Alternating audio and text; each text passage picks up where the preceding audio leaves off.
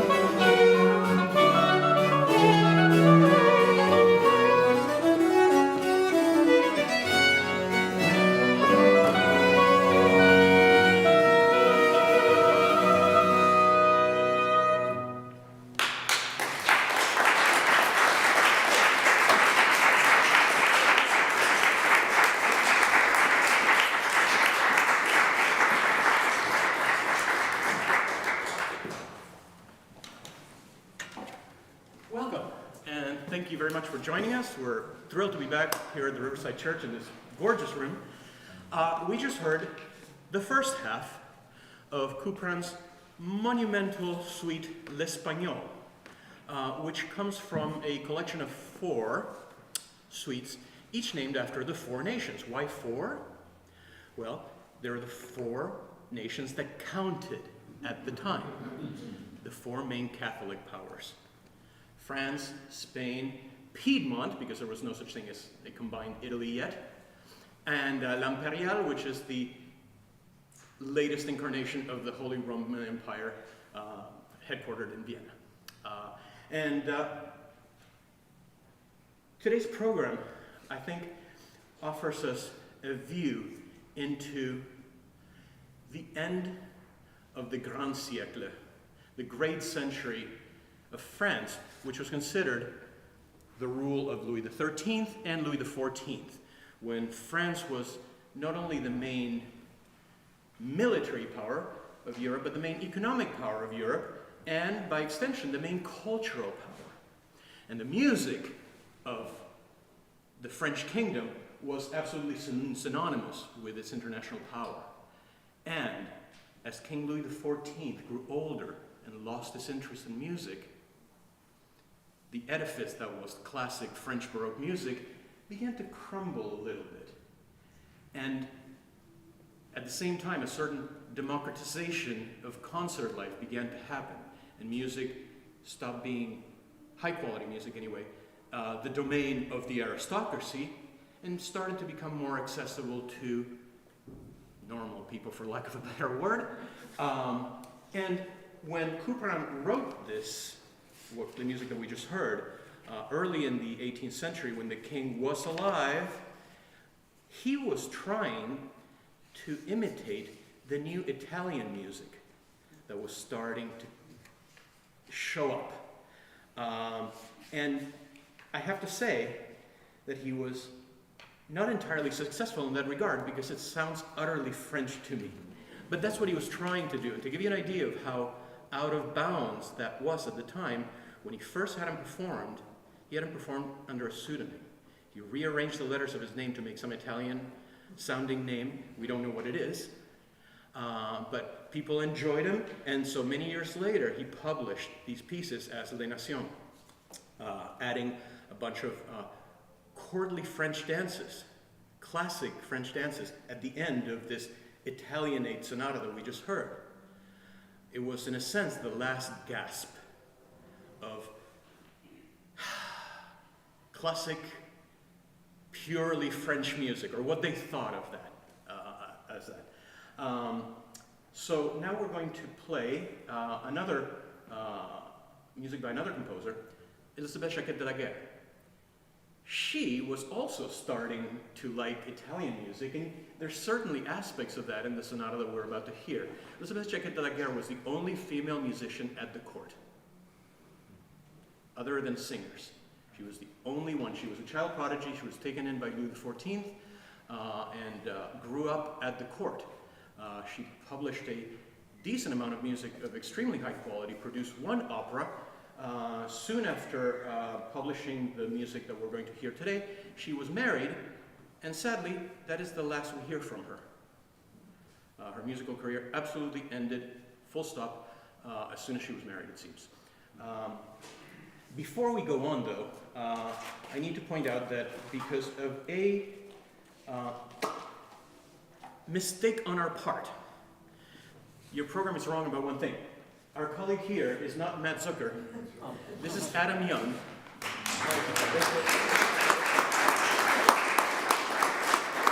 And he's not playing the cello. He's playing a rather beautiful viola da gamba, which was an instrument that was synonymous with the French aristocracy in the late 17th and early 18th century. And if you want to know more about Adam, you can find stuff online. And Google him by all means. Sure.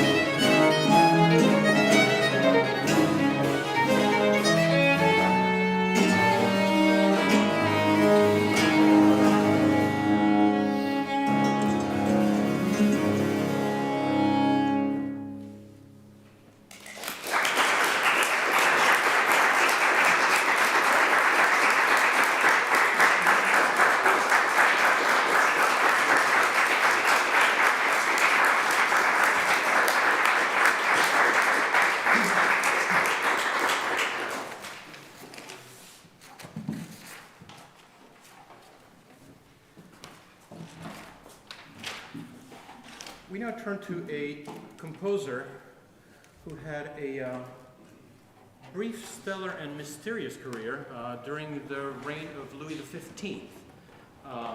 Jacques Duflé was an organist in the provinces who much preferred the harpsichord, moved to Paris where he found great success and found himself concertizing and teaching several members of the aristocracy. He published 4 books of harpsichord music, including a lot of very difficult virtuosic works. And after publishing the 4th book, he kind of disappeared. And nobody heard from him for years and years, decades even. There was even an advertisement in one of the Paris newspapers asking if anybody knew if he was alive, and if not, could you help us get in touch with his descendants, because we have something for them.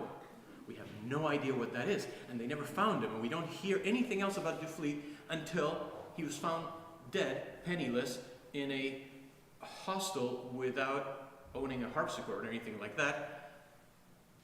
Ironically enough, the day after Bastille Day, the beginning of the French Revolution. And that I think that acts as a fitting endpoint to the French Baroque, I would say. But before I start, sorry, Elliot, sorry. Medea. I just want to remind you of although you might not hear in the music, this refers to Medea of Greek mythology, who was the wife of Jason, of Argonaut's Golden Fleece fame. The great military hero comes back and cheats on his wife. She becomes so enraged that she kills their children. Horrible story, wonderful piece.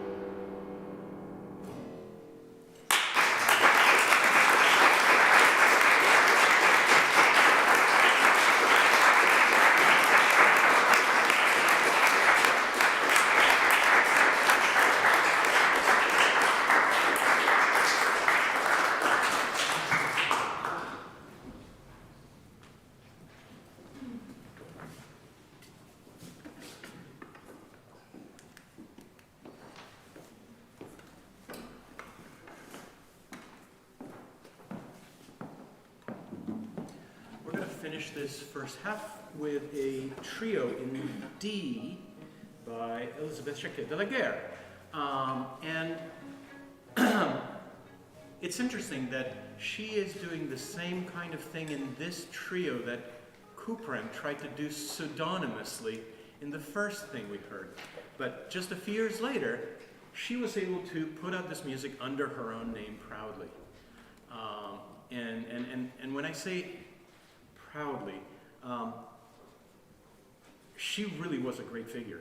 I encourage you to Google images of her. She wasn't simply talented.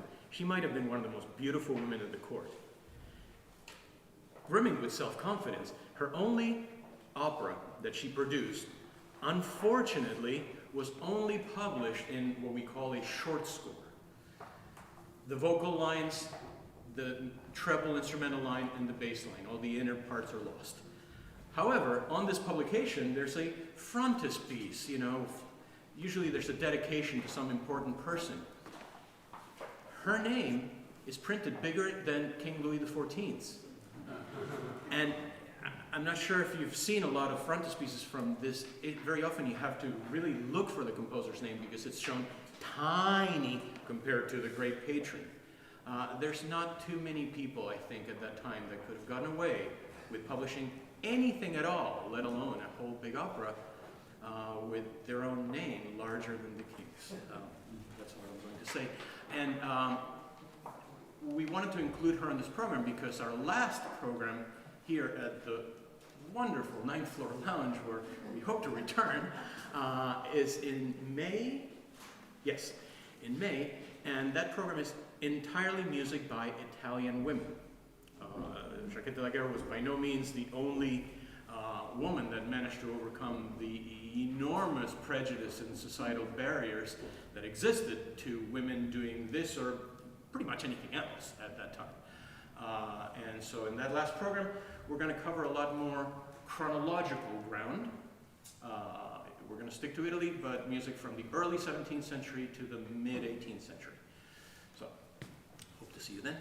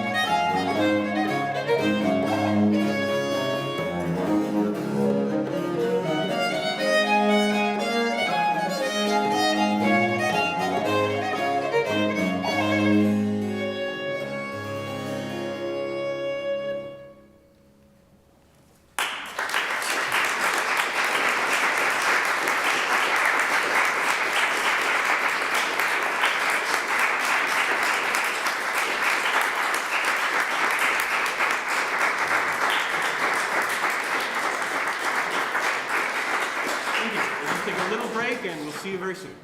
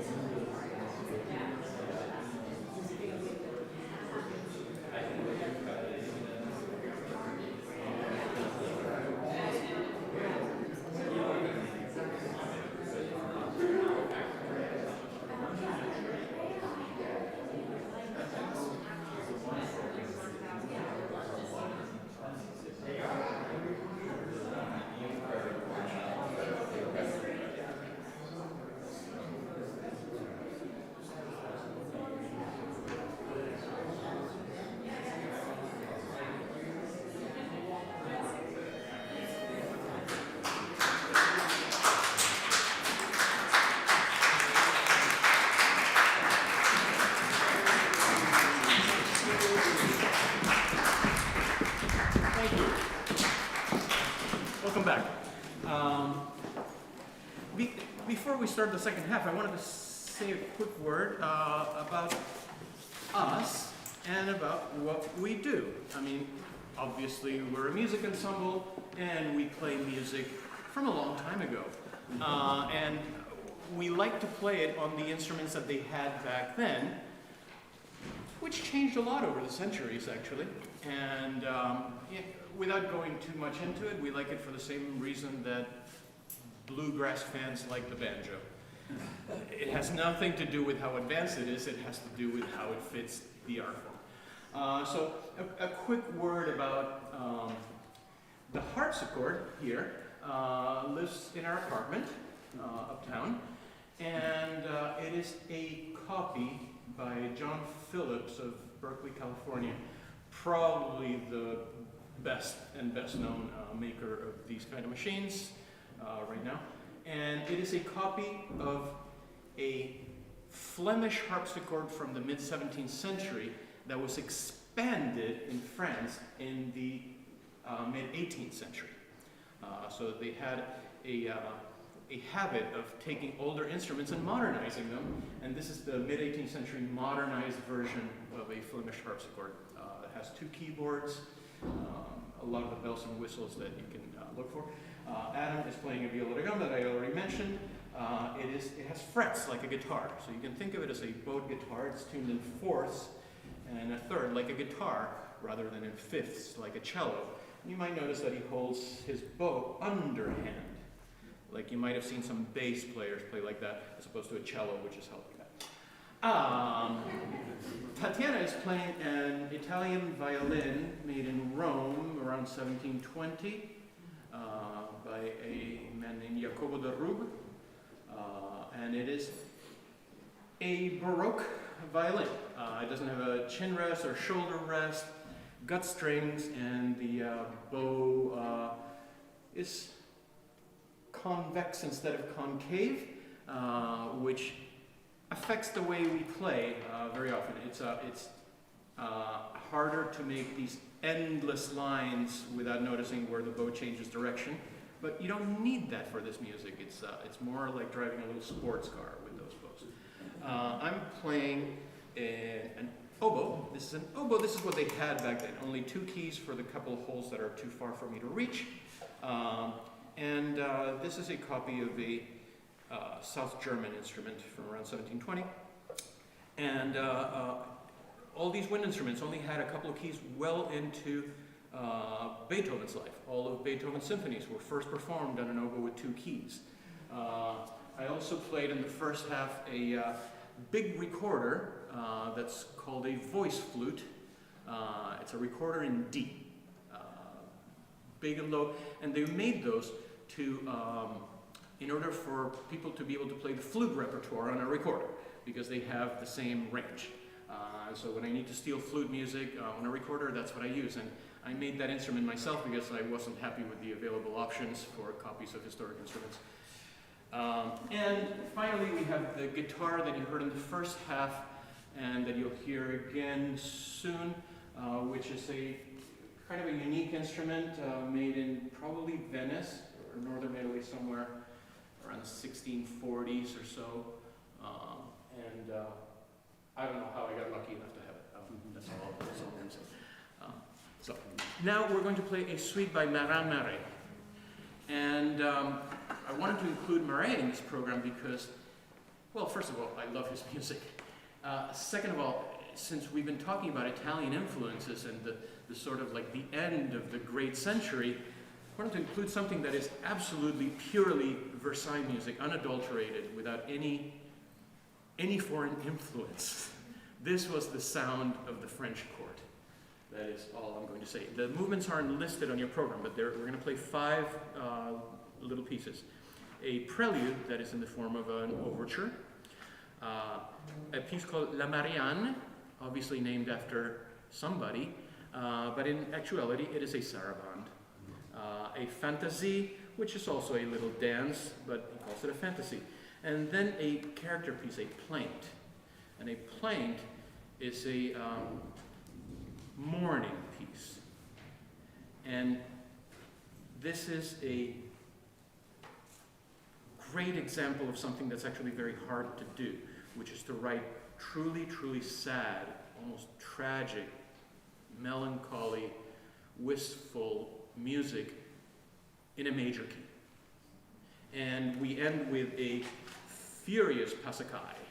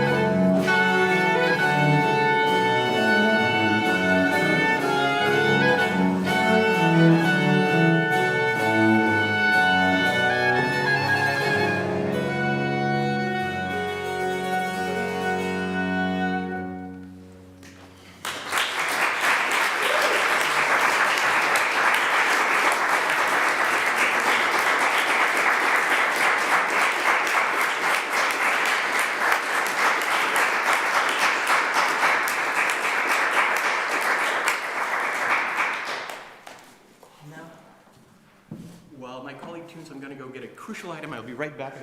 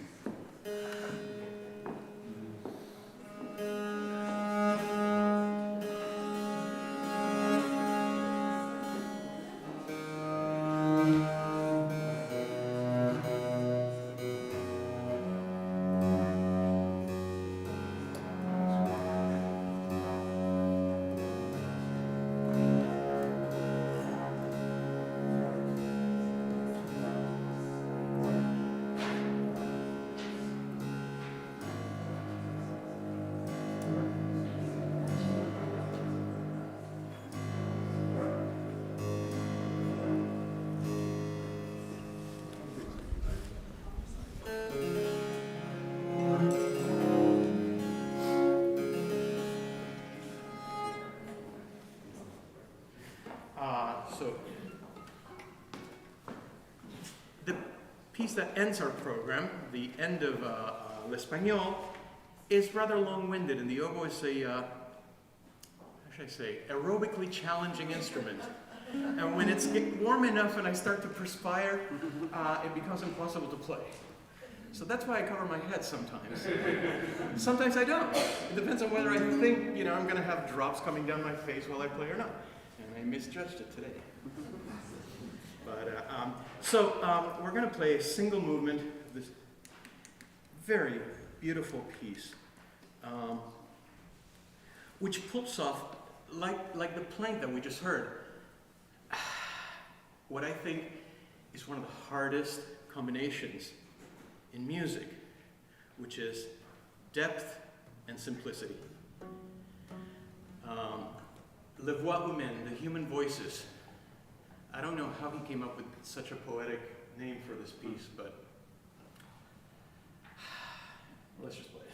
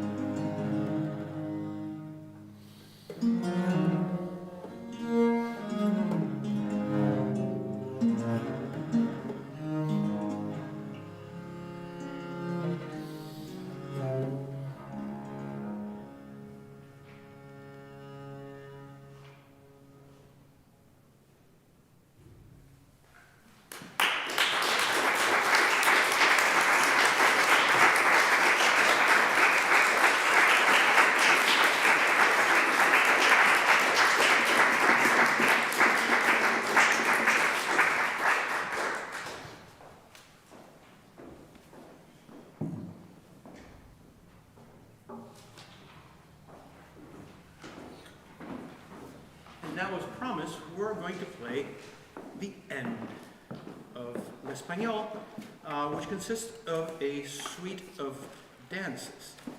Now, I mentioned that he wrote the part that we heard already and performed it pseudonymously. He actually published this entire collection in 1726. And I guess it's hard to appreciate how old-fashioned this music was by then. I see this whole collection as a big love letter to a time that had been passing for many years. It is pure French court music, as if it was the late 17th century, but decades later. And I think Couperin was kind of aware of this. And I think even in the way that he notated the music, it's as if he was trying to preserve something that was slipping away. Most musicians associate Couperin's music with a profusion of spelled out, written out ornaments. I think that this is specific notation of the stuff that they were doing earlier in Lully's time, when it wasn't written down. So when we think of the Couperin ornamentation, I think we're actually talking about Lully ornamentation. It's just that it wasn't written down. But because this was slipping into the past, I think he felt a need to make sure that we're preserving this, because he knew it was going away. Thank you again for coming. It's been a pleasure. We hope to see you again at other concerts, hopefully here, maybe elsewhere. Get on our mailing list if you can.